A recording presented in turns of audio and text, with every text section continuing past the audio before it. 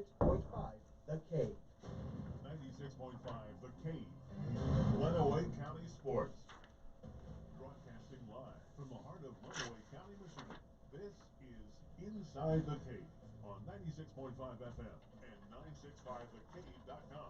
Sports talk radio with a local angle, where we give opinions and analysis on what's happening in the world of sports, interview area coaches and players, and get you ready to start your day. Good morning. Now grab a flashlight, hiking boots, and a compass, because it's time to go inside the cave. Hey, good morning. It's a Thursday inside the cave. Ian Wentz, John Kane with you. You're not having deja vu. Same two cave dwellers, 2 straight days. John needs some medication to get him through this one. My goodness. Good morning, Ian. Good morning, Lenawee. Happy to be with you. Soldier on. All right. This is like a first. So you should get a tax write-off or something like that. Community service. Yeah. For doing 2 straight shows. With you, credit for community service. Right. This should is give you never, another vacation day or something. This has never happened before. And you know why? Why? Because I never wanted it to. Well, you're the one that had to dance around your schedule. I know, but before I never wanted it to happen 2 days in a row with you. That's why it never has. Holy smokes! All right. So we got sports update. Yeah, we got a lot of stuff to get to at the top of each hour. We got 2 today. Oh yeah, one now and then one at 8. We're talking No. high school. I'm talking about two. Two what? dudes today. 2 interviews. Yeah. We got Uh, that. we have our normal Thursday guest of John Borton from the Wolverine Magazine. He'll be on in the 8 o'clock hour. I think we'll talk about Jim Harbaugh's contract, that discussion for Michigan football, and their absolute domination of Minnesota. Do we think it's real? Is this Michigan team for real, or is it a weak schedule? We'll talk to him about that. He's a big Michigan insider, the senior editor for the Wolverine Magazine. They're playing as well as anybody not named Gonzaga. Yes. And then we're going to close out the show this morning at around 8:40 with Adrian College men's hockey coach Adam Krug, as his team's got a couple games coming up this weekend. So we'll preview those. And it should be a great show talking high school football playoffs. We have a programming note we'll get to later involving the cave. Really important to get that information out there again. So busy show. Okay. Let's dive right in. Let's go. Let's roll. All right. Oh, you didn't hit the thing. You can hit the thing after I get done with my thing. What? The update? Well, yeah, but I just, already hit it. Your headphones are off. I don't know. all right. Before we get quite to the sports update, I'll give you the update, the Oh, COVID yeah, update. the COVID update. Sorry, we The don't have a COVID COVID update button I can push. Drop. Yeah, we know. I know. You should make up one. Yeah. Okay. How about that? Spread out. Is that good? Yeah, that's Yeah, we need to keep 67 new ones as of for yesterday. Those numbers aren't great, but fortunately, no new deaths in the county. That's a wonderful thing going on here, and 22 related hospitalizations. So That number's been hovering between Yeah. 18 and 26. I think was our Yeah. peak for a while here. So we're going through the worst of it right now. This is the worst that it's ever been. So we just got to keep on keeping on and doing what we need to do. Well, there should be vaccination numbers on there too. Oh, right. You want to give those? Those at the bottom. Yeah. 952 doses of the COVID-19 vaccine have been administered as of Tuesday. So that's an increase of 152 since Monday. So if you're on the list, get the vaccine. And if you're not, keep spreading out, keep wearing the mask, and we're going to make it. We're going to get through this. That 900 number is split between ProMedica and the health department. They're both doing distributing that. Okay. So, if you have a primary care physician, you're interested, contact them, because the governor made an announcement yesterday that they'll be moving into the next phase of vaccination in Lenawee, or in Michigan, I should say, and of course, Lenawee County. Do you want me to hit the sports update button now? Oh, yeah. Okay, here we go. You gotta turn the overhead on a Here's little John bit. with sports. You gotta turn the overhead on just a tad. All right. There. Is that good? Yeah. Okay. Okay, cool. All right, we are talking high school football playoff action. That's going to be happening. And of course, before we even talk with Scott Gallagher here for a bit, the Sand Creek head football coach, we do want to tell you the schedule that we currently have for Saturday's games. 3 Lenawee County teams that are going to be playing Saturday.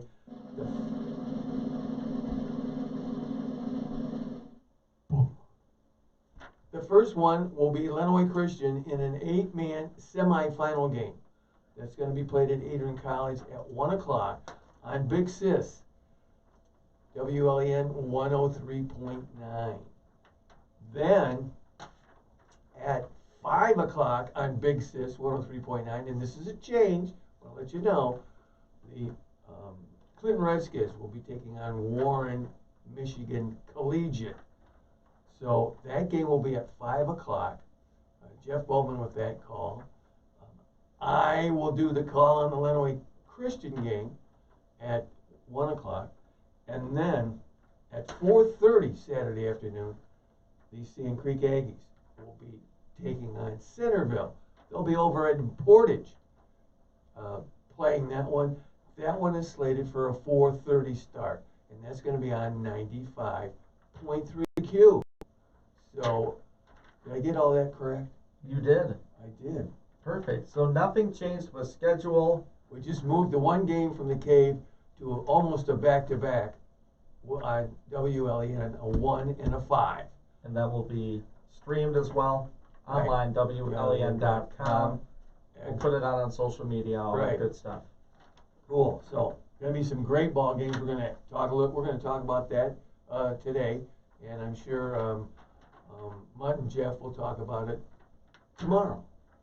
So, all right. Lenawee County teams advancing in the playoffs. It becomes a total community effort with Clinton, Lenawee Christian, and Sand Creek. All of them have been practicing at Adrian College in Siena Heights in advance of their regional and semifinal games this weekend.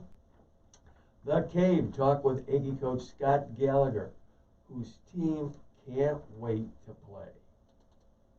Been a long wait, 57 days from our last district championship game that we played, but we're happy to be out here in January, and spirits are up, enthusiasm's up, and we're just out having fun and doing what we love.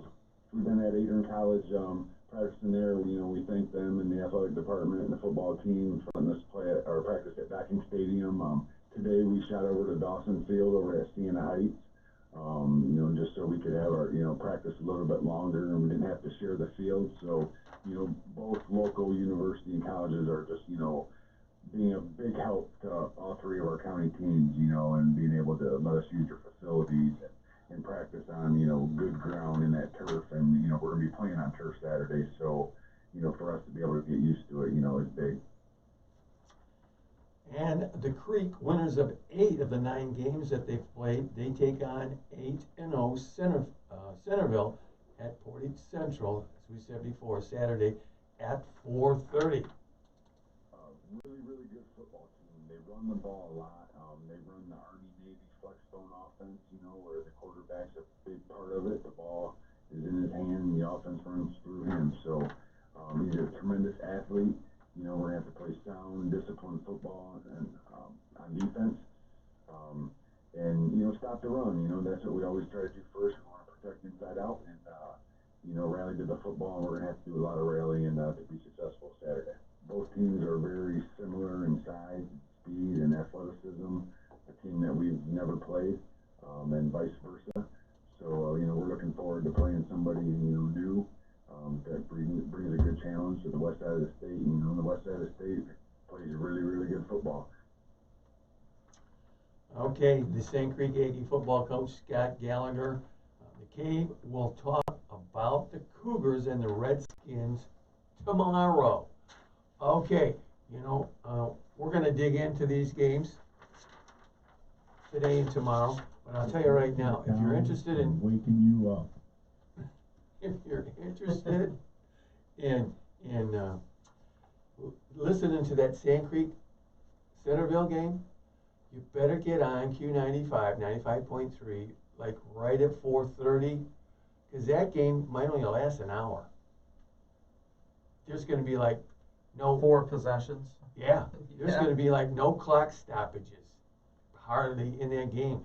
As a matter of fact, it could be that if they even hit the thing for a timeout, the clock will just keep running, because both of those teams are, there might be 2 passes in that game combined.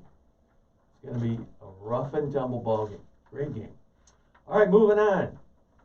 Let's mix this up a little bit. We need to get first to Michigan. Freshman Hunter Dickinson scored a season-high 28 points to help number 10 Michigan pull away and beat number 16 Minnesota 82-57 to remain unbeaten. Pull away? They like stomped them.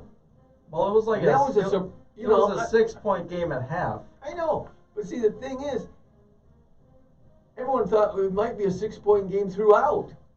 You had 2 teams in the top 15. I mean, what? Well, yeah, Michigan's in the top 10 at number 10, but Minnesota's like 14, 16, whatever. Top 15 close. Anyway, they just stomped them in that second half. Wolverines 19-point advantage in the second half after leading by 6 in a sloppy first half. That's what they said. Dickinson led the way before and after halftime, making 12 of 15 shots and grabbing 8 rebounds. What is it? This guy's shooting like 80% from the floor. We're going to have to get his stats. I'm sure Borden will have all of that for us in the next hour. But he's just shooting the lights out. And Gophers made fewer than 1/3 of their shots, and only Marcus Carr scored in double figures. I mean, Michigan got all these 5-star guys together and got guys to come back and play. And it's a freshman who's just leading the way. This Dickinson kid is like, I mean, who started as a bench player? right, Austin Davis. And Austin Davis was starting. Was the starter, and until he got injured, Dickinson was coming off the bench. And now, I mean, the guy is. I mean, he's getting high praise throughout the conference and the country Yeah. for being one of the best bigs in the game. And I watched toward the end of the first half and start of the second. I was like, they cannot stop this guy. Yeah. I mean, They couldn't get a rebound against him. It was Yeah. unreal, and he was making all his shots. Yeah, I mean, it's like, they couldn't get a rebound against him on the offensive glass, and they couldn't get a rebound on the defensive glass because he didn't miss any of his shots. Yep. So, wow, they're playing lights out. Wolverines are going to be in the top 5. If they go the rest of the week without losing a game, they're going to be in the top 5. My prediction next week. Oh, I got to do some more stuff on that sheet. I almost know. forgot. Throwing stuff away. All right, Giannis. Antetokounmpo, Okay, I'll go with what you got. or just Giannis, what everyone calls him. Giannis scored 25 points, and Chris Middleton added 23 as the Bucks rolled past the Pistons 130 to 115 for their 3rd straight victory. Marked the 2nd time in 3 nights that the Bucks and Pistons have faced off. Bucks beat them 125 to 115 on Monday, and have now won their last 9 regular season meetings with Detroit. Jeremy Grant had 31 for the Pistons to lead all scores. He's playing good ball. Oh yeah, but the problem here. Sure, the Bucks are really good. I mean, they might even come out as the number 1 seed in the East. But the thing is, the Pistons were supposed to be built on defense. And even if you're playing Milwaukee, you got to get a better effort than 130 and 125. That's just, their offense isn't going to be good enough to win too many of those matchups. Got to be playing. We've been talking about play better defense. Not happening yet, so we'll see. Speaking of the Pistons, rookie guard Killian Hayes has a torn labrum in his right hip and will continue to be evaluated by the team's medical staff. We won't need to go any further into that. Just a quick note, the Celtics and the Heat, they knelt for the national anthem Wednesday, saying they were playing with a heavy heart after a violent mob loyal to President Donald Trump stormed the U.S. Capitol. And a Wisconsin prosecutor, their decision this week not to charge a police officer who shot a black man last year, excuse me. So that was some of the stuff going on in the NBA. Ooh, better roll along here. Michigan State football has a new running back, Kenneth Walker. Kenneth Walker III, a transfer from Wake Forest. This guy had, he had a decent season. 579 yards, 13 touchdowns. Tied for 10th in the FBS for running backs this season. Way to go, Spartans. So that's a couple transfers. Didn't they get a guy from Auburn? Oh, that yeah. You were talking about, he's like 6'5" or something. Yeah, he was, what? Or 6'4", like way too tall for a running back. Yeah, he was 6'4", 215. I said, this guy's not a running back, he's a linebacker. So make sure you get the switch there. I mean, yeah, wow. Okay. Tigers' new outfielder, Robbie Grossman, is excited to be a Tiger, and the Tigers brass thinks they have another piece of their rebuilding puzzle. We'll see how that works out. And, of course, a hockey note for Ian over there. Nice job by the U.S. Upset Canada 2-0 to win the World Junior Hockey Championship. That's a big deal. Yeah, Canada had outscored its opponents 41-4 prior to the title game. They got 41, and then they got what? They got a Schneider. Mr. Schneider showed up. Great effort by the U.S. World Junior Hockey Championship. Some of those guys, Adrian College may have actually played against at one time, do you think? They either have or they might in the future. Yeah, right. So that's some of the competition Adrian College hockey is playing, both the men and the women, is really phenomenal. And we'll get a chance to talk to Adam about that a little bit later on. Okay, let's talk about Ohio State and Alabama just for a second here. The game is supposedly on, but there's a big but out there.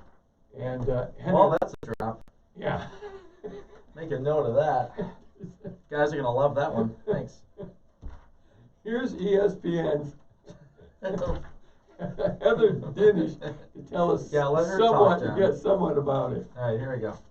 Before the season began, the CFP determined that an institution may postpone You didn't want to say it. has fewer than 53 roster players available to begin the game with the following minimum number of position players: 7 offensive linemen, 4 interior defensive linemen, and 1 quarterback. An institution may play with fewer than the threshold numbers of players if it elects to do so.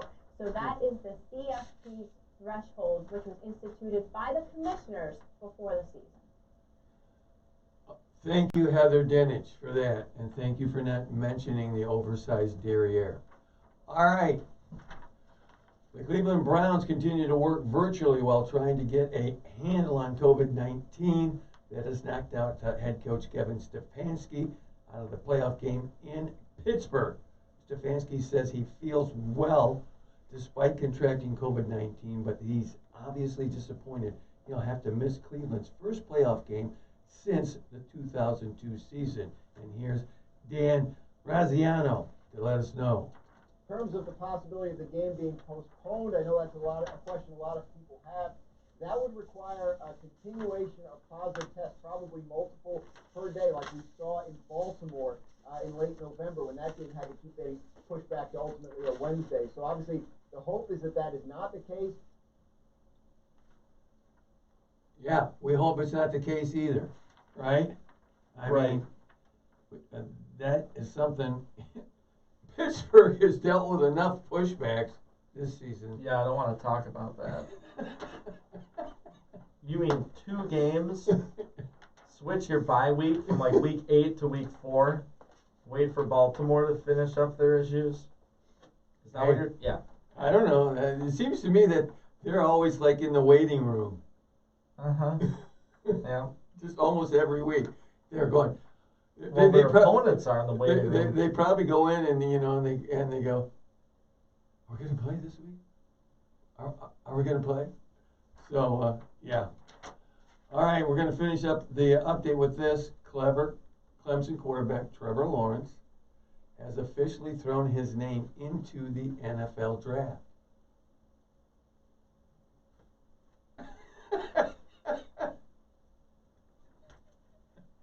I hit it. It didn't play.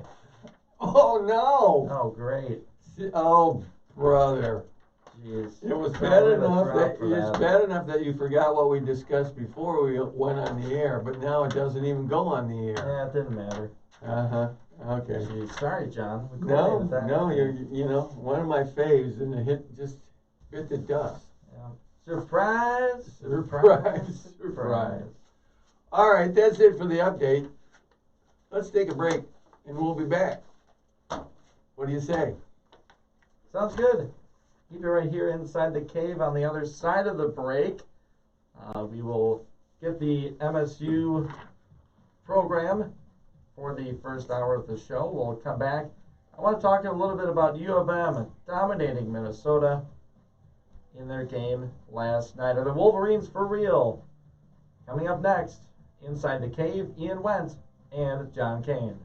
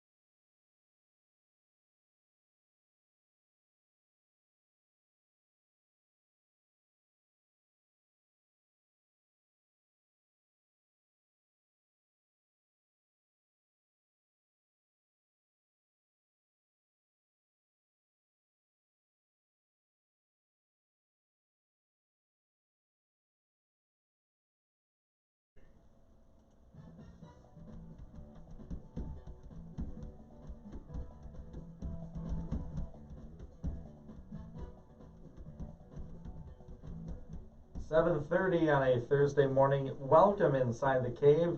I'm Ian Wendt, John Kane with me. Back-to-back days with us. You're not having a Groundhog Day moment. Oh, It's geez, okay. wouldn't that be like the worst nightmare? Yeah, like they wake up and I say Wednesday by mistake, and they're like, what? We have to do Wednesday again? It would be like the worst nightmare, because I'd come in here to the studio and you still wouldn't be here. And, you know. You'd have to do the show by yourself. Right, Yeah. right. Mm-hmm. Some people might like that. I don't know. All right. Phone number 517-265-4000 if you want to call the show. Talking sports till 9 o'clock today. We have a Facebook account, Twitter, Instagram, at 965 The Cave. We do have our YouTube channel up. We're streaming this show today, so you can be inside the cave with us. Just go to the link from our Twitter or Facebook post I made this morning, or just search for us at Lenawee Broadcasting Company on our YouTube channel. So, Michigan, they go out and smack around Minnesota. First half, it said in the story it was sluggish. Minnesota was shooting the ball a little bit better. It was 26-32 Michigan at half. I tuned back into the game, and Michigan just comes out of the gate with their hair on fire, and they shoot like 80% in the first 2 minutes. And I turned it. I was like, all right, they got this thing wrapped up. Nothing else to see here. Hunter Dickinson was awesome. 31 minutes, 28 points, 8 rebounds for the big man. Livers chipped in 14, and Franz Wagner had 12 for Michigan. And it was really the Hunter Dickinson show. John, he couldn't be stopped in the paint. You were talking Groundhog Day. That's kind of what's going on. The Hunter Dickinson show. That's a Groundhog Day. I thought you were going to make a Gopher joke. No, okay. No, they stepped on the Gophers. Okay. Yeah, it's a Groundhog Day. The guy is just, and we were just talking. I think they're going to be third in the country in the next bowl. Week. If they don't, because there's only 3 undefeated teams in the big Power 5 anyway. You got the Zags at the top, and Baylor's number 2. Michigan should be number 3. So the thing is about this whole situation with Michigan basketball is, why didn't the experts see this coming? If you'll recall, the Wolverines were unranked before the season started. And then they scooched in at number 25. Yes. Well, that tells you they were at 27. Right. They scooched in at number 25. And then they had a not-so-great game against Oakland. And they doped them out of the top 25 again. And now look at them. Why is it none of the experts saw this coming before the season started? That's my question. You got Dickinson. I mean, he was a highly touted player, but he was coming off the bench because Austin Davis was getting starting minutes. They had a backcourt of transfer, right? I mean, all these guys are Dickinson is either a 5-star or he's a high 4-star. I don't remember his star rating coming out of high school. I think to start the year there were unknowns. But all these guys were really talented. I mean, yes. And Livers came back and what? They just thought that they didn't know about team chemistry and perhaps how the pieces were going to fit and who was going to play where. And, even with all this, it's taken them a little time to get the pieces together. Wagner had an issue early on, wasn't as productive as they thought. Now he's starting to come on. And, of course, nobody knew what Dickinson would do. But, I can't believe nobody had an inkling on this. I mean, they're undefeated. They're atop the Big Ten. And, they're doing some Zag stuff here.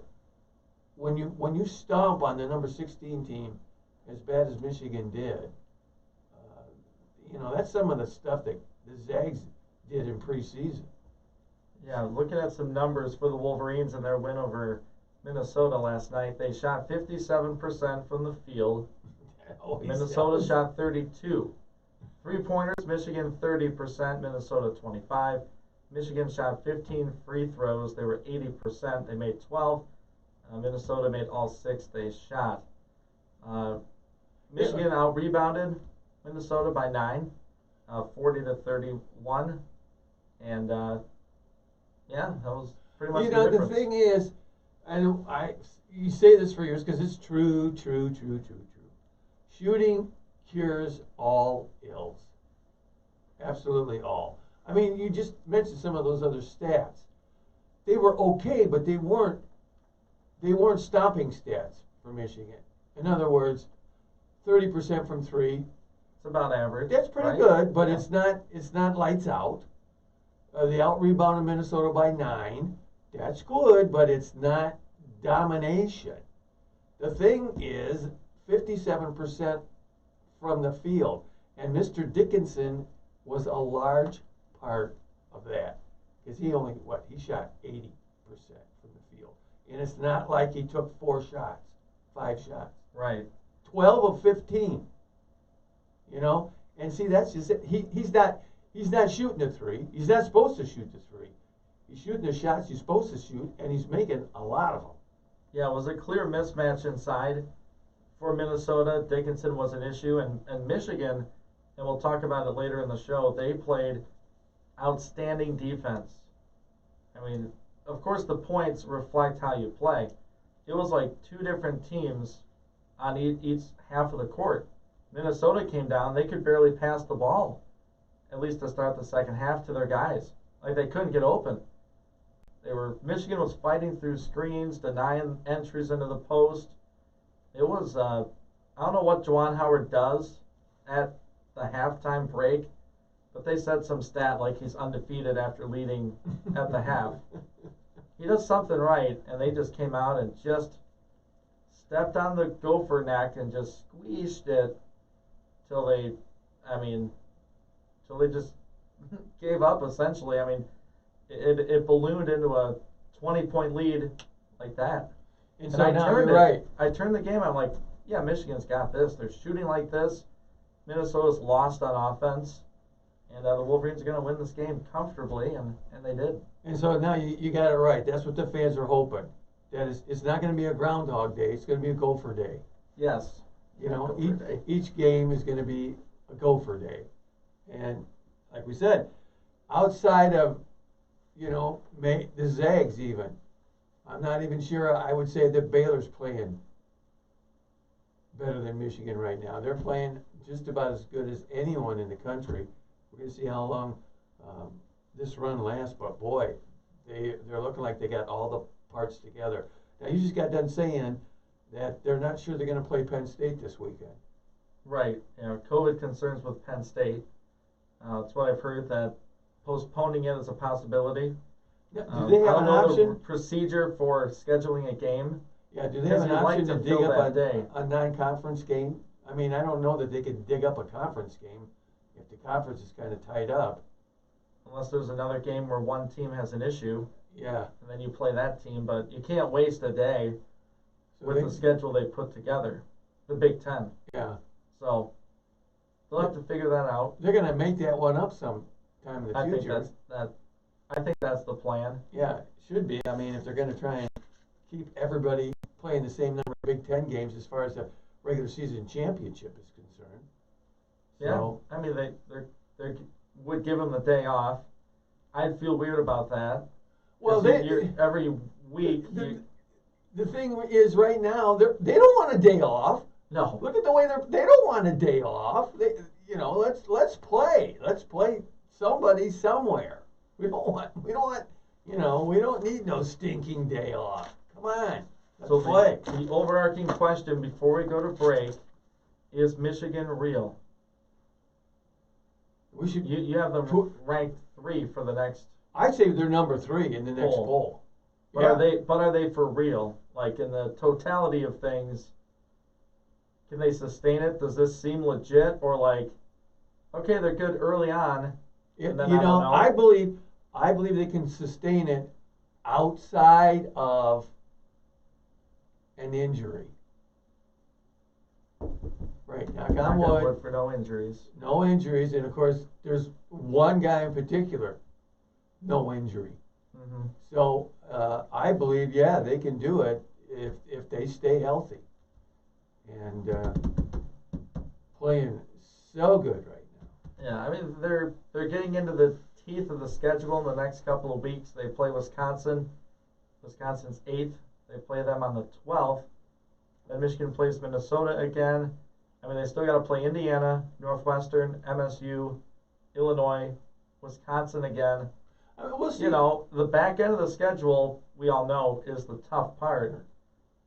But if you want to build up to that, they're doing the right things. Yeah, and I'll tell you right now, the Michigan State games are going to be muy interesting.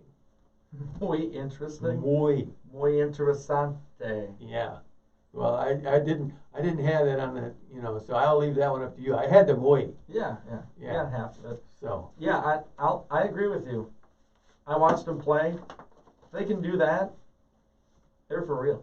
I mean, if they can sustain that. Yeah, we'll find out For real. maybe a little bit when they have to travel and see what they do traveling. But you know, they're saying a lot of this now without people coming, that the road isn't nearly as difficult as it normally would be. That's You very know? true. And we've talked about that with John Borton, the senior editor for the Wolverine magazine. He'll be coming up on the show in the 8 o'clock hour. Coach Adam Krug from Adrian College men's hockey, the coach. He'll be on with us the second hour as well. On the other side of it, we're going to do a little preview of our local high school football playoffs semifinal for the 8-player and a regional final for the 11-man football teams. We'll be back inside the cave. Ian Wentz and John Kane.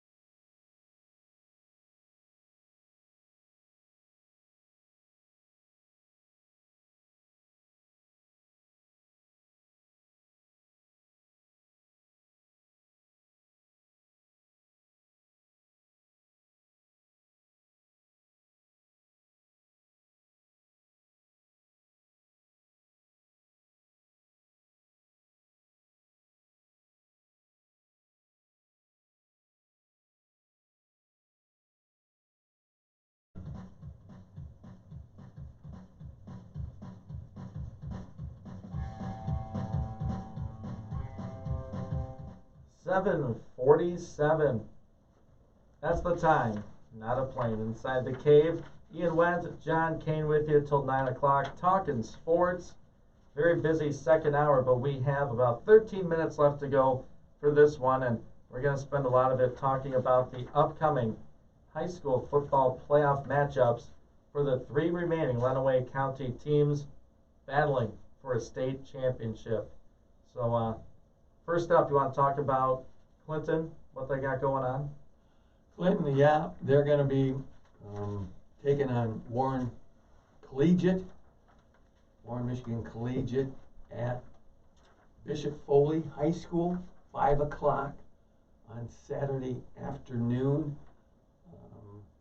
This is probably the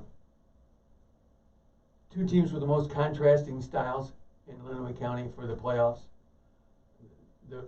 Clinton's just going to run the football, you know. It's not a surprise. No. And it's funny No. how your opponent knows what Yeah. you're going to do, Yeah. and you still do it, like, Right. very well Yeah. all the time. Right. You know, and a lot of momentum for Clinton right now. And how do you know, it was that district win over Blissfield. First of all, Blissfield had defeated Clinton in the regular season, and they knew what Clinton was going to do, you know, Mhm. and they were a really good defensive team, and Clinton got it done, you know, just running the football. And Blissfield, of course, with Harkey and Gannon, they're throwing the ball. So the Clinton's used to playing a team contrasting style. They're used to that. And I think Warren Collegiate will be a little bit more spread them out, certainly than Clinton's going to be. They're going to throw the ball a little more than Clinton's going to, because Clinton, if they had their druthers, wouldn't throw it at all. And Right, and the weather, the cold weather certainly helps with that style of play. and It just does. and they'll probably be on. Well, I'm not sure that the surface. We know for sure that Sand Creek and Lenawee Christian are going to be on turf. So we're going to see, but I really like Clinton in the game against Warren Collegiate. I just think, even though people can sit there and look at them, and we've talked to the coaches, we've talked to all the coaches, because they've had such a long layoff, and they've been looking at the same film for Right. over and over again, just trying to find the littlest thing that might give them a clue or an edge as to what they're going to be facing on either side of the ball in the ball games. So it's going to be quite a chess match, but I really like Clinton in that game. Yeah, the thing with the Redskins over in Clinton is, want to say it again, the game will not be on the cave. Right. This game will be at 5 o'clock on 103.9 WLEN. Pre-game around probably 4:45, And 4:50 or WLEN.com. so, and WLEN.com. Jeff Bowman will still be on the call for that, but a programming note there. I think it's a coaching advantage for Clinton.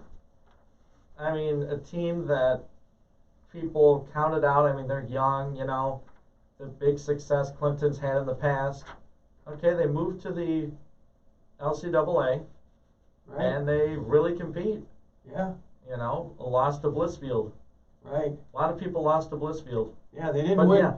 They didn't win the conference, but one of the reasons they moved to the LCAA is that probably overall, that's a league that's a little stronger than when the Tri-County coming out of the Tri-County, and I think it's paid some dividends for Clinton this year.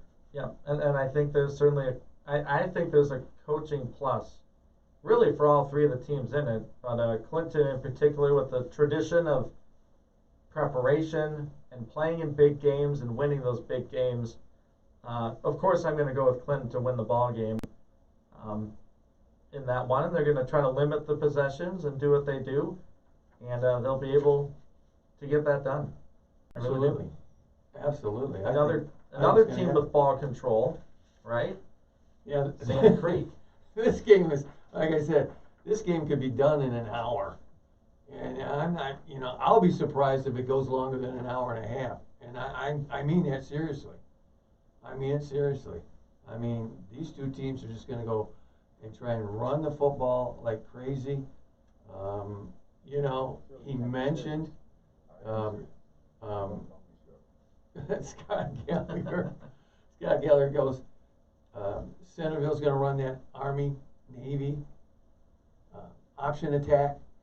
So both teams are just looking to run the football. The key to the game for both of these teams is turnovers. Whoever turns the ball over the most is going to wind up coming off the short end of the stick. I mean, Gallagher described the team, Centerville, very close to them physically, athletically. So turnovers are going to be crucial. Penalties are going to be huge. You can't, Yep. A 1st and 15 is miles away from a 1st and 10 as far as how these two approach their offenses. They can get 4 yards on 1st down.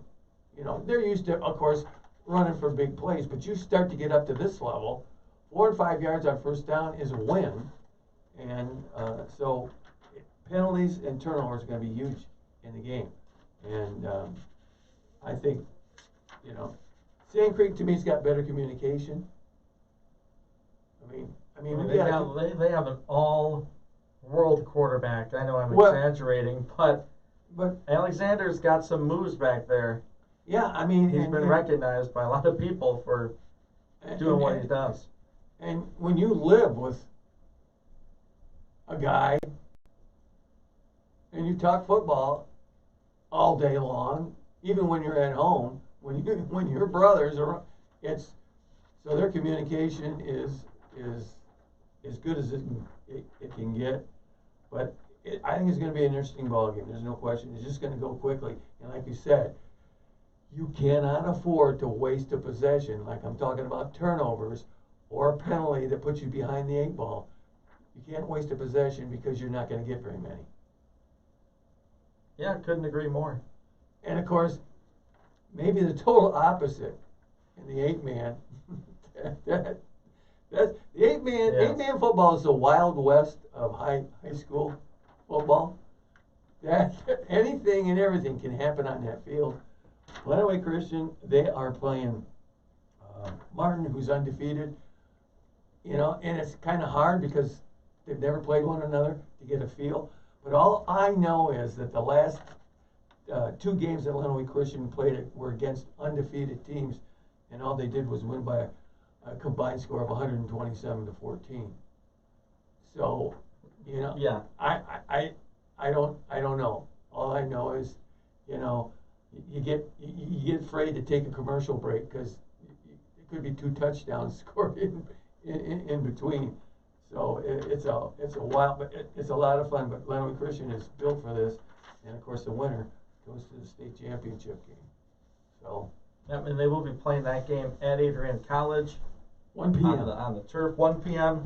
on 103.9 WLE and WLE. I mean, you got to do them that one game at the last game they played. Yeah, and that was against an unbeaten team on the road, and all they did was win 49-0. Yeah.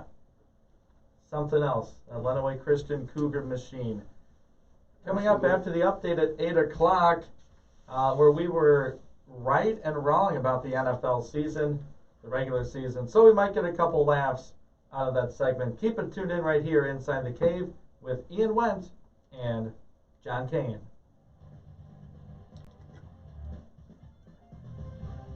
Insurance. Who needs it?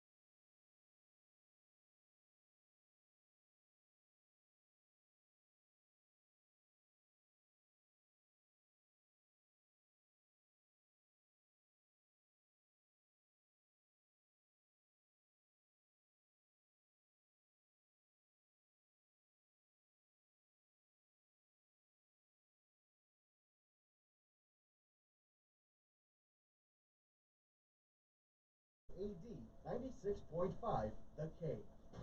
96.5 The Cave. Lenawee County Sports. Broadcasting live from the heart of Lenawee County, Michigan.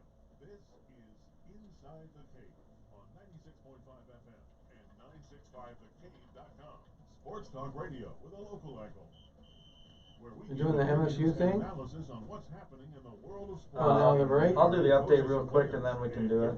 Okay. Start your day. Good morning. Now, a flashlight, hiking boots, and a compass, because it's time to go inside the cave. Our second hour inside the cave, Ian Wentz, John Kane with you. Back-to-back days.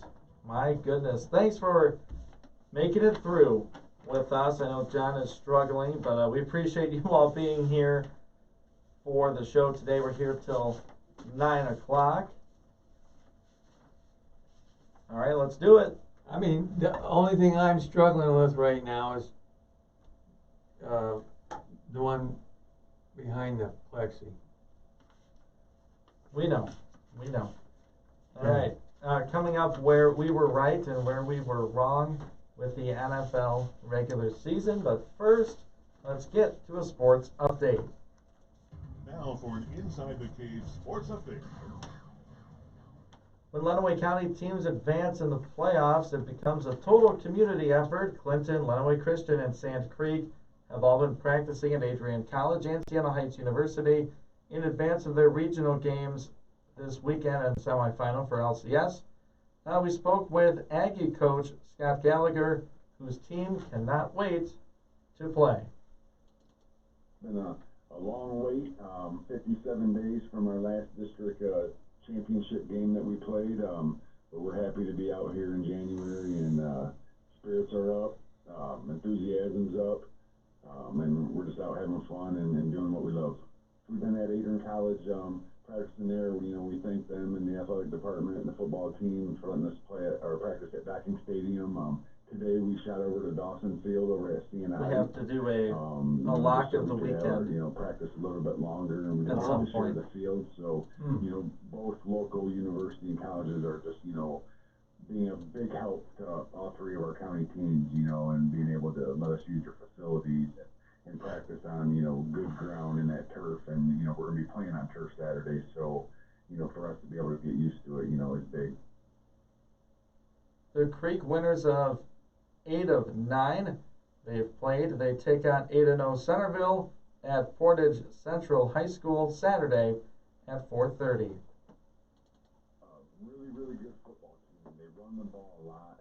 They run the Army-Navy flexbone offense, where the quarterback's a big part of it. The ball is in his hand, and the offense runs through him. So he's a tremendous athlete. We're going to have to play sound, disciplined football and on defense. And stop the run. That's what we always try to do first. We want to protect inside out and, rally to the football. And we're going to have to do a lot of rallying to be successful Saturday. Both teams are very similar in size, speed, and athleticism. A team that we've never played, and vice versa.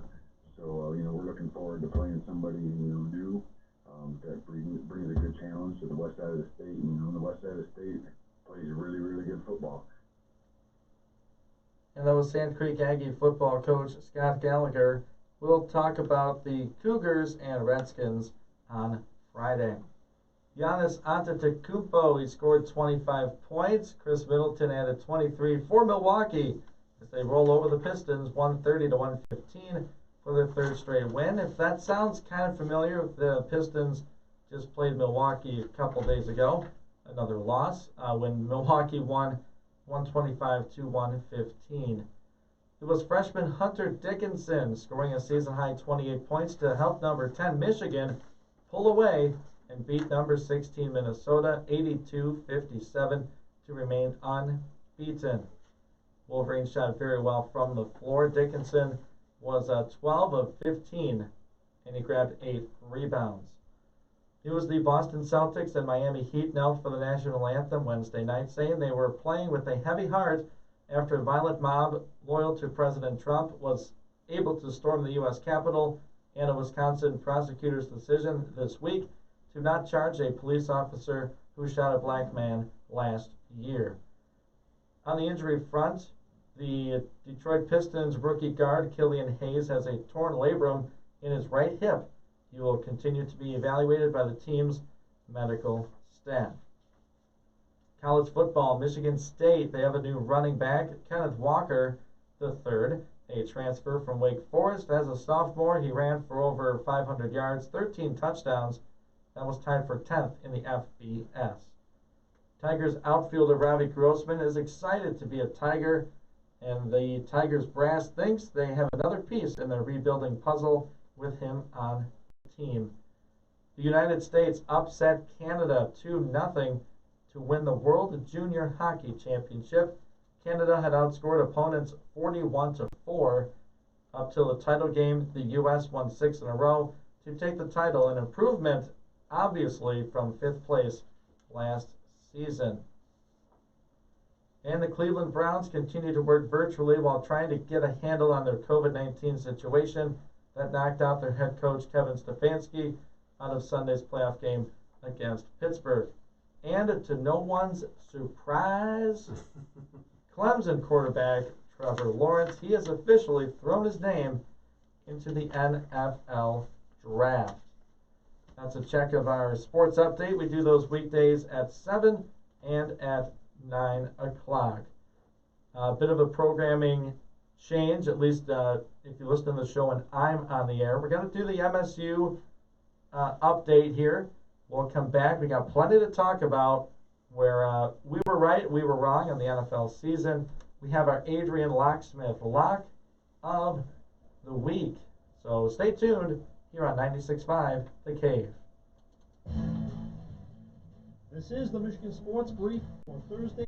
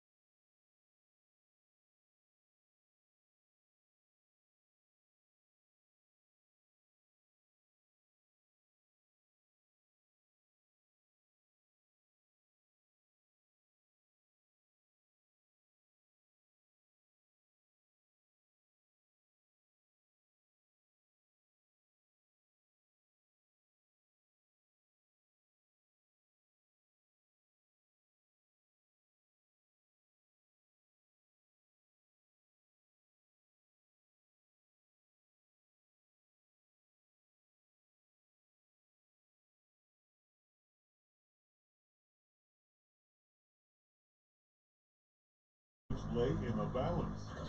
We've got you covered. 96.5, The Cave.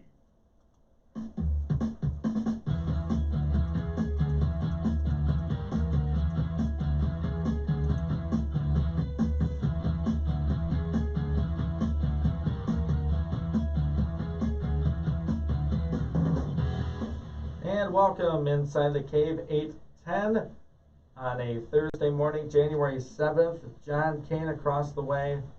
My name is Ian Wentz. I appreciate you tuning in. A busy hour. Coming up, we have John Borton from the Wolverine magazine talking a lot about Michigan basketball, and I think we'll ask him a question or two about the Michigan head football coach. And later on, after Mr. Borton, will be Adam Krug, the Adrian College men's NCAA ice hockey coach. So that's coming up later, but right now, John, where we were right and where we were wrong about the NFL season. Let's talk about when you were right, because we don't have near enough time to talk about the other. Okay. That's fine. No, I see where you're going with that. Throwing shade. Thinking the Patriots would be good. I tried to warn you. All right, where I was right, besides New England, the AFC North. I said at the beginning, I'm like, look, man, people are counting out Pittsburgh. You know, they were thinking, oh, they'll go 8-8, 9-7, they'll miss the playoffs. Okay, they won the division. Baltimore's a solid team, and so is Cleveland. I've been high on them all year. That the AFC North, I don't think I went as bold as said that they will all three of them would make the playoffs, Baltimore, Cleveland, Pittsburgh, but I said they'll all be there. They're all good teams. Number 2, Tampa Bay. Looking at you, John. What? I said they'll be a good team. I think we agreed that they could be a wild card, right? That they weren't winning the division. We had the Saints winning it. But I said, yeah, Tampa will be good, and their ceiling is the NFC Championship game. And they get a matchup with a sub-500 Washington football team. So it could be lining up to be, could be correct. Right. Okay. And then, of course, the Patriots going, 7-9 this year? Well, see, I said they wouldn't be that good. I never said they would. I said I said their ceiling was 8-8. And they went 7-9. Yeah. So, you know? Yeah. Struggles in New England. Struggles. What about Dallas? Well, I'm getting to that. Oh. Yeah. I know you think you were perfect on all of your non-predictions, your contrarian picks. So I went out on a limb and I said, look, Jason Garrett was the problem. Mike McCarthy comes in, they'll get this thing done. Wrong. Yeah, well, that, this team fell apart. Dak got hurt, and then since then it was just sliding down a hill of sadness. That was the only time you took your hands, you unwrapped your hands around the trunk. I mean, with your picks this year, you guys never went out on a limb ever. Well, I thought we were talking about Dallas. I know, but that was the only time you ever wrapped your hands, took them off the trunk, and went out on a limb a little bit. And they still almost could have been there because that division was. That has to be the worst in NFL history, doesn't it? It's up there. I mean, they were bad a couple years ago. I mean, like historically when the division bad. winner is 6-10, isn't that like no? They got the 7-9. Oh, they got the 7-9. Yeah. But isn't that still like? That's happened before. I think Seattle or Carolina was that bad and they won their division. But I was clearly wrong about Dallas. I mean, I don't know if it's a total Dak thing or a McCarthy thing. The defense has become a huge liability, so I was wrong on Dallas. I think America was wrong on Minnesota. The defense was exposed. They weren't that good. I still don't know what happened with Minnesota. I still don't know what happened with them. They're a mystery. Well, Yeah. except when they play the Lions. Well, yeah. We know what happens then. Yeah, that's a given. And So- my third thing, real quick, of where I think collectively we were wrong. Matt Patricia and Bob Quinn fired mid-season, right? We thought the Lions don't fire people mid-season. They wait till the end, and then they're like, okay, see ya. Nope. They Canned don't- them after Thanksgiving. They don't fire people mid-season, but you got to give them a chance. To get fired? Yeah, to do the mid-season thing. Yeah. You know, so there's always a chance. So I think that's a big where we were wrong as Lion fans and people who talk about the team is that give Sheila a little bit of credit for doing what a lot of people said was overdue. Well, what I said, and it still has to work itself out yet, admittedly, but I remember saying,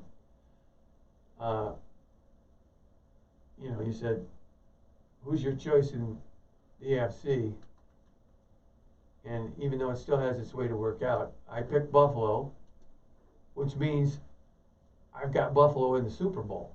And of course, like I said, that's still got to work its way out. Right.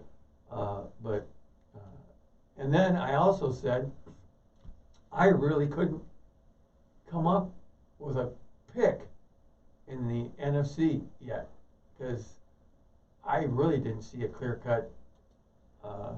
Admittedly, I didn't think Green Bay would have the record that they've got. Unfortunately, because I hate the Packers. Uh-huh. So I couldn't really pick somebody because I didn't see anybody who was clear cut I mean, in do the you see NFC. anyone now?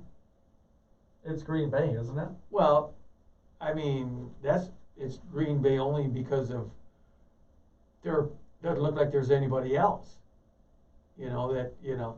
I don't see, and I'm not sure that Green Bay can do it. It's possible, but I don't see anybody in the NFC who's as good as Buffalo or Kansas City. In the AFC? Yeah. You could certainly make that argument. I don't see it. So, we'll see. But, I think that Buffalo's got a shot. I think their defense maybe has a shot to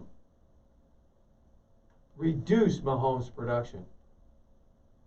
I'm not going to say they're going to stop him, but they may have a shot to reduce his production and get themselves into the Super Bowl. Well, that's and of course I've been saying this for more than this year. Said it last year. Might have even said it the year before. That Buffalo needed to be the Lions' model. They still have a chance. Yeah. They can do it now. Uh-huh. With the new Well, they GM didn't and listen. head They coach. didn't listen 2 years ago. Didn't listen last year. No, they didn't. So So that's where we were right and where we were wrong. I'll admit Dallas was a swing and a miss. anybody for in me. that division. And the AFC North swing and was a a miss. big swing and a connector. But Fly ball deep left. After this, from Adrian Locksmith. This is Nick. Do you want to check or change the security on your home or business? If it involves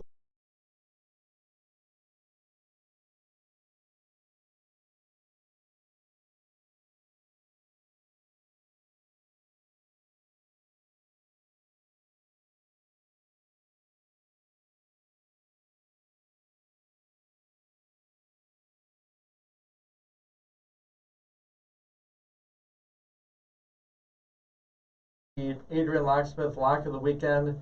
My lock is that at least 2 road teams will win in Wild Card Weekend.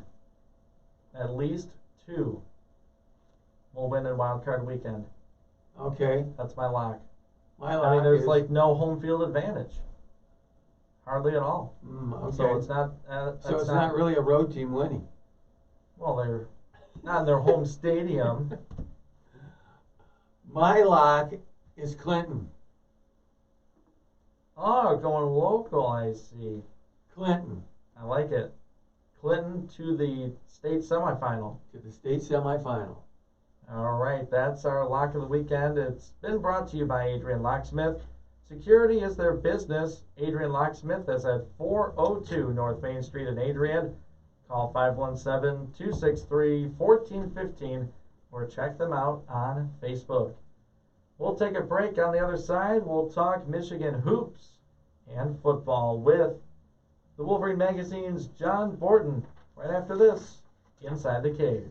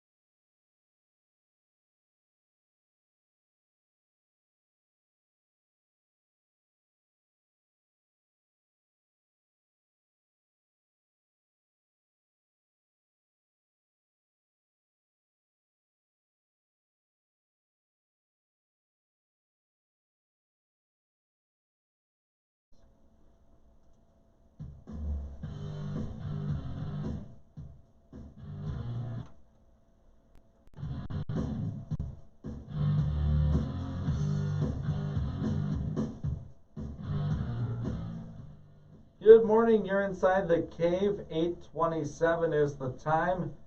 We're here till 9. Ian Wentz, John Kane in studio.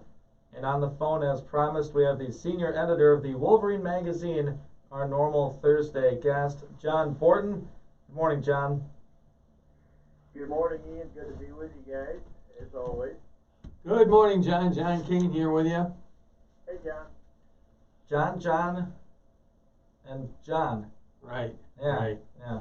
There's some, Scottish or Irish Mhm. ties for Ian and John. Oh, good. We're all just one big family here. Uh-huh. So let's get down to business. For Michigan, I mean, the men's team last night, I watched the tail end of the first half and the start of the second, and that's all I really needed to see, John, on the phone, John, is Michigan was shooting lights out. Their defense was clamping down.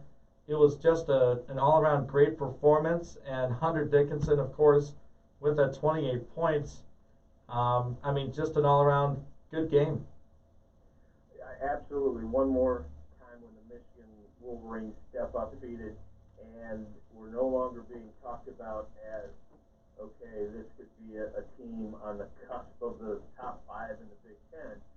You're talking about a team that is all of a sudden being talked about as a Big Ten contender, and they showed you why. They can be dominant on defense. They have the big guy in the middle that is just had a career game last night. Just a freshman, but certainly knows what he's doing in Hunter Dickinson with the 28 points. And you've got fantastic wings. Just a dominant performance over a ranked Minnesota team. That game, you didn't need to watch much past the early part of the second half because Michigan got ahead by 30 and it totally clamped down.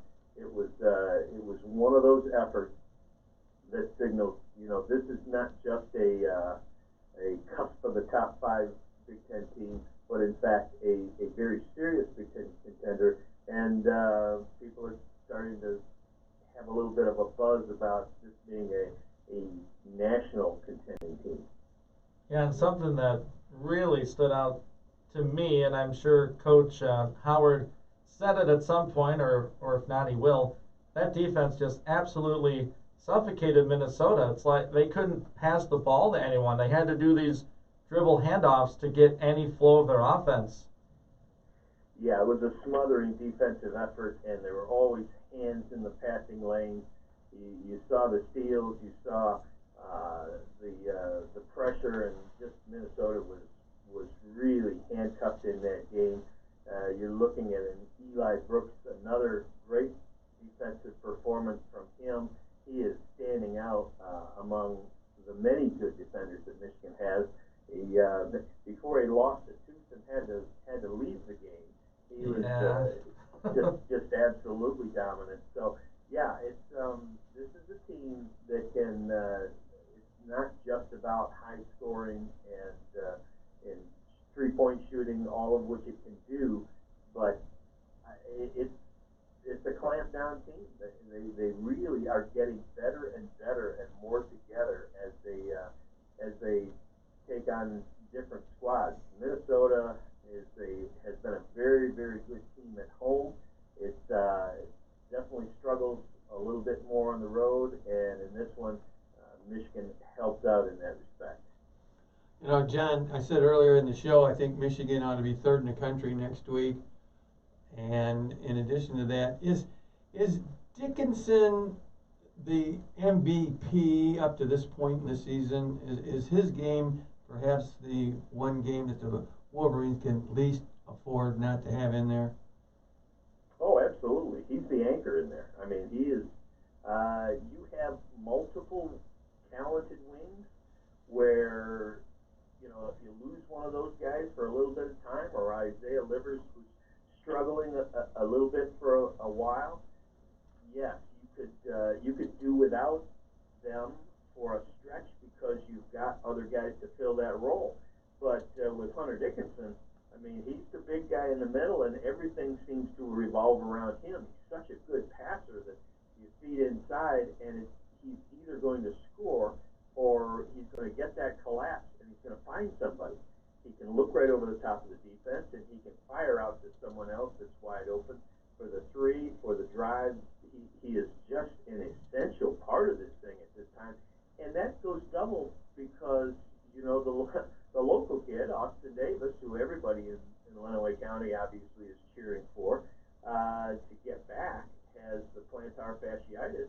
And so that means Hunter Dickinson doesn't have that 6'10" guy that is chewing up minutes and able to use the 5 fouls and giving Michigan the excellent play that he was giving them early on in the season. You've got Brandon Johns, who is a little more undersized, 6'8", stepping in there and doing a very solid job.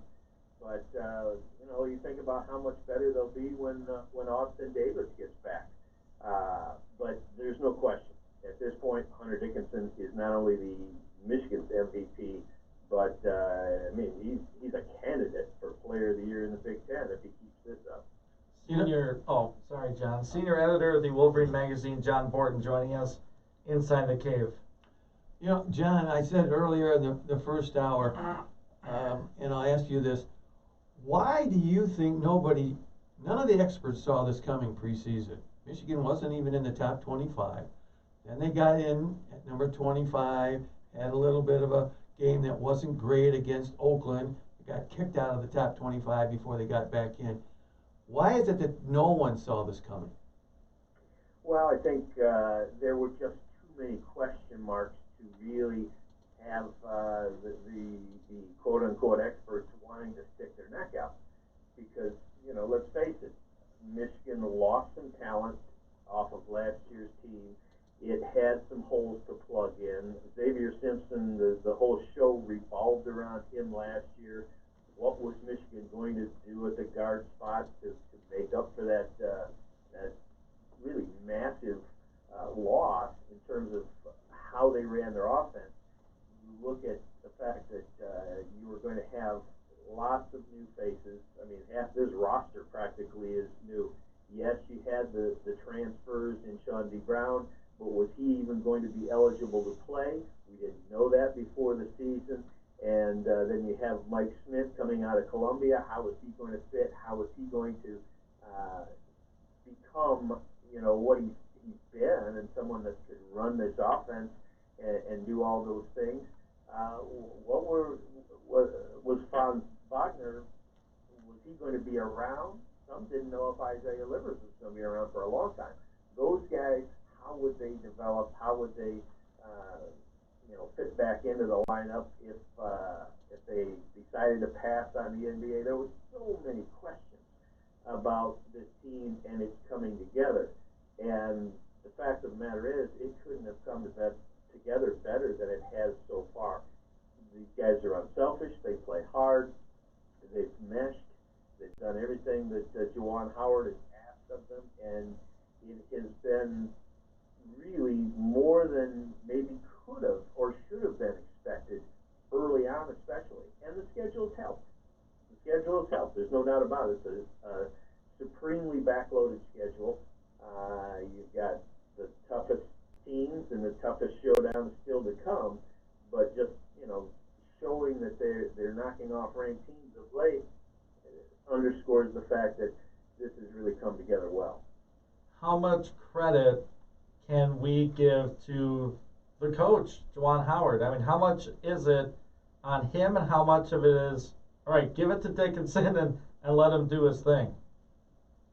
Well, Dickinson himself gives Juwan Howard great credit. One of the reasons that he came here was he identified on his visit. He looked Juwan Howard in the eye and said, "You are going to be the one that makes me a great player, a great big man." And Juwan Howard can do that because he was one, and he was part of that Fab Five and a great Michigan player, and had an excellent NBA career. He's an NBA All-Star. But it doesn't stop with Juwan Howard. That's the thing. He put together a fantastic staff, and Phil Martelli and Michigan's other coaches are just really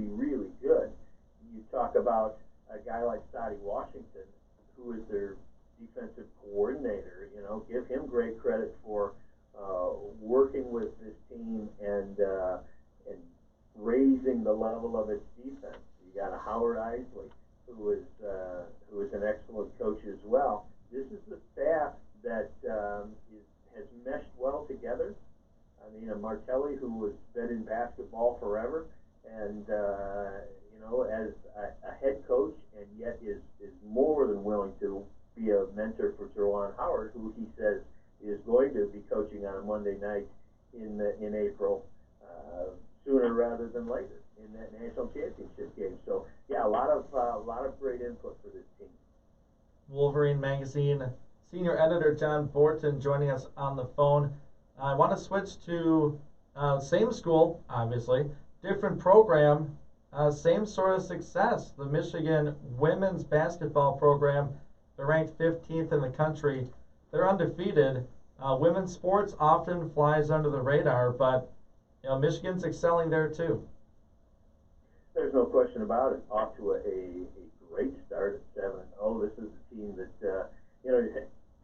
they wish that they hadn't missed any games. They've had 2 games postponed early on against Illinois and Penn State, but just absolutely dismantled Wisconsin by a 92-49 score, and then smoked Northwestern 84-63 just recently. Has a game coming up against Nebraska, but no, this is an excellent start for the Wolverines. It's been a program that has really been building, really been getting better, and that goes a lot to Kim Barnes-Arico and what she's been able to do, and her staff. But yeah, there's excitement on both sides at Chrysler Center. All right, John, if we switch gears real quickly here, just a minute, are you surprised at all that with the situation with Harbaugh has gone on as long as it has, and if you are, has it impacted the program in any way? Well, it's kind of a mess, because you really want and you need to. They're talking to recruits and everything else, and people want this settled. People want to know, yes, Jim Harbaugh is going to be back, or no, he's not. Either way, we know that the contract extension is there. It is ready to be signed. The fact that it has not been, and that there's been no announcement about the fact that he is definitely going to be here, is concerning, because as long as it's not signed, as long as that announcement hasn't been made, there's the door open for something else. And you really, for Michigan's sake, the sooner this happens, the better. John, running short on time, tell us how people, if they're interested, can get the Wolverine for themselves. Well, we still put out the full-color, solid print magazine, and to subscribe to that, you can simply call 800-421-7751, and also make sure you're checking out what we're doing every day on thewolverine.com. We have a subscription site on the web, and we do a lot of day-to-day stuff there as well.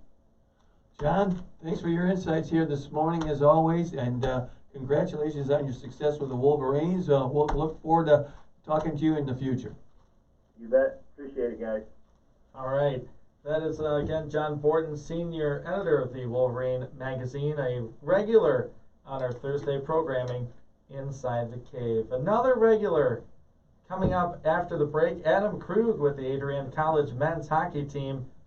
That's right, we're talking hockey right after these messages here on 96.5 The Cave, 96.5thecave.com. I'm Ian Wentz with John Kane.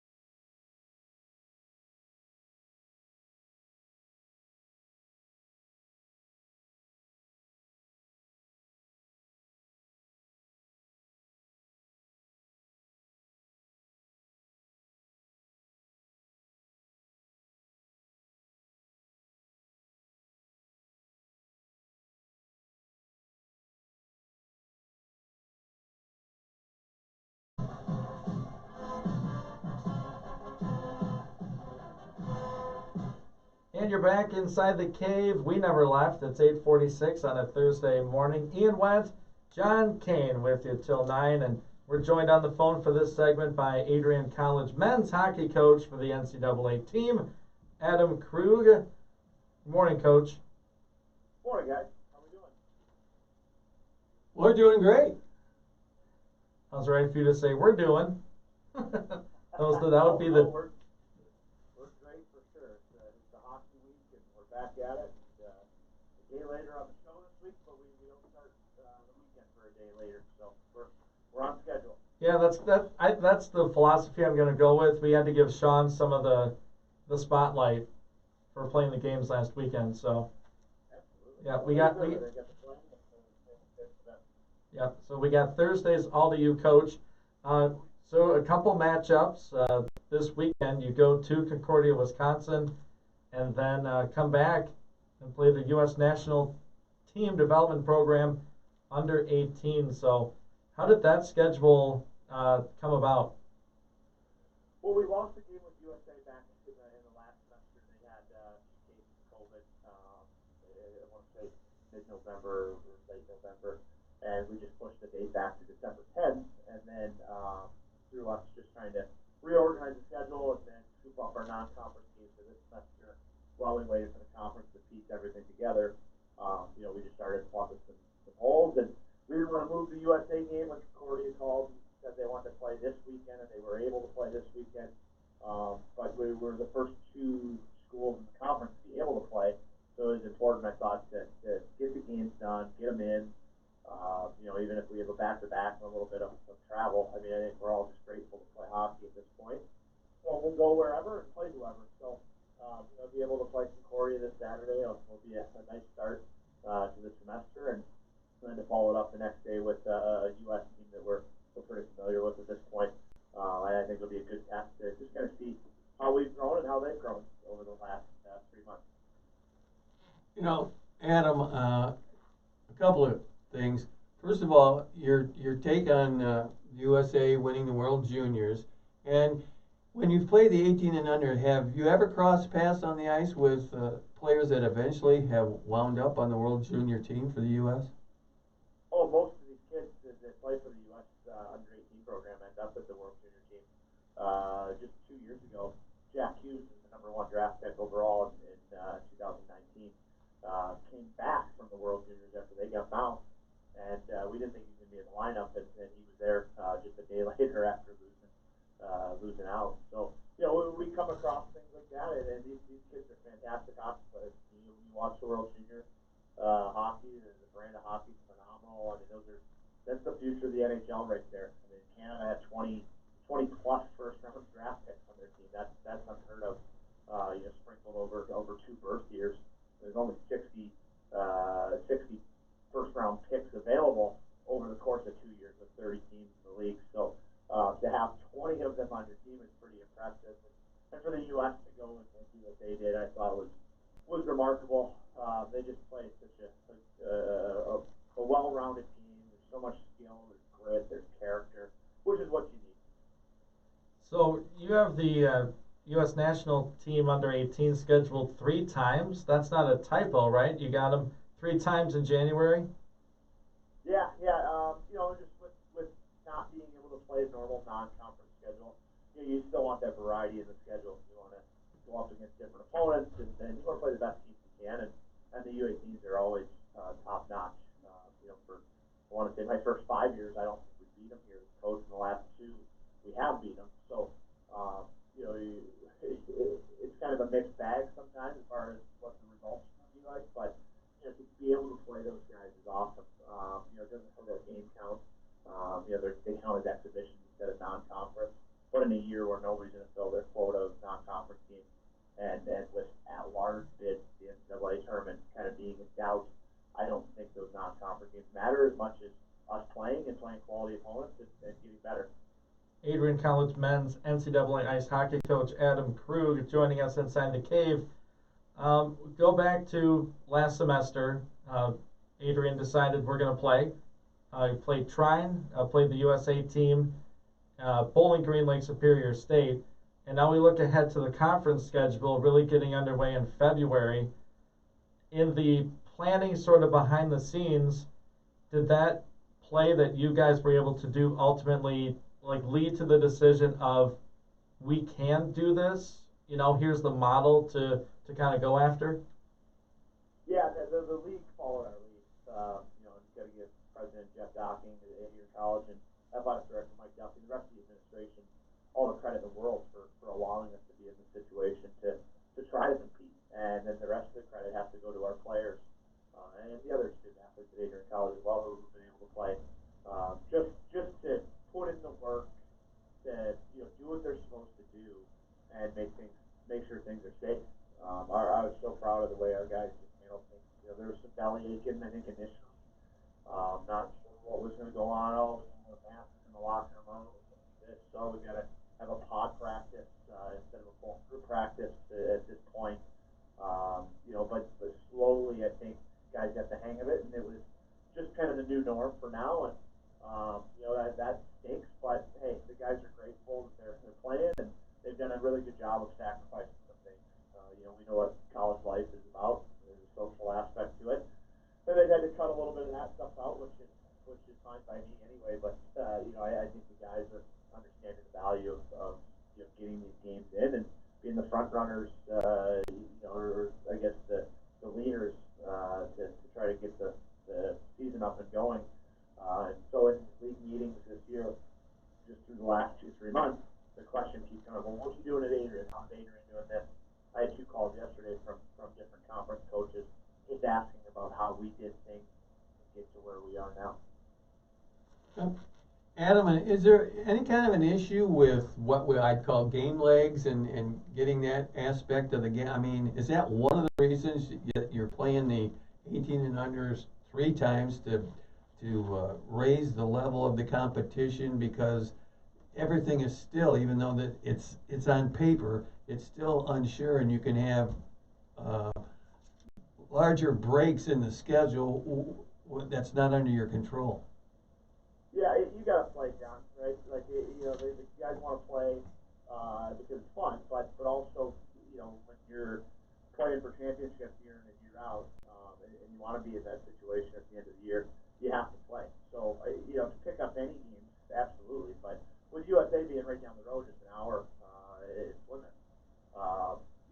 To be able to have that flexibility in a year where they're not playing some of their big time college opponents. Typically they're playing Big Ten schools, Michigan State, Notre Dame. The North Dakota has played as the top ranked team in the country most years. They've been very vocal with me that we're the next best thing for them. And so of course I'm going to jump all over that. But when you look at the short term plan for the group, we want to play games, and right now we're still on break. Kids aren't going to school, so we're able to practice as long as we need to each day and to try to cram some games in while we can. Very important. And a quick note before we let you go, Coach, about the home games at the Arrington. There will be a few coming up. Right now, we're just kind of waiting to see what the fan situation will be. Yeah, I think we found some literature from the government office, that being able to have a small percentage of folks in there. But at this time, I would assume that it's going to be limited to the athletes' families. What I will say is that folks in the area here do want to get a glimpse of us this Sunday. They can head up to Plymouth, and they are selling, I think, 250 tickets up there, 3,800 seat arena, limited to 250 people. But there were like 100 tickets still left as of yesterday morning. I don't know what that number is like now, but just all they have to do is hop on USAHockeyNPDP.com and go to the schedule and click buy tickets for the Adrian game. All right, great stuff. Adrian College men's NCAA ice hockey coach Adam Krug joining us. Coach, good luck to you and your team this weekend as you hit the road for a couple games. Yeah, and then we'll probably even play Tuesday at home again before we talk again. So we might have 3-4 games here to even talk about before we get back on the air. But looking forward to the semester, and appreciate everybody support.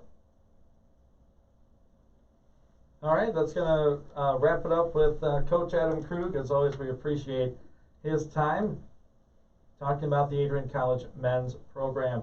That's it for the show. It was busy, but we made it. John, you made it.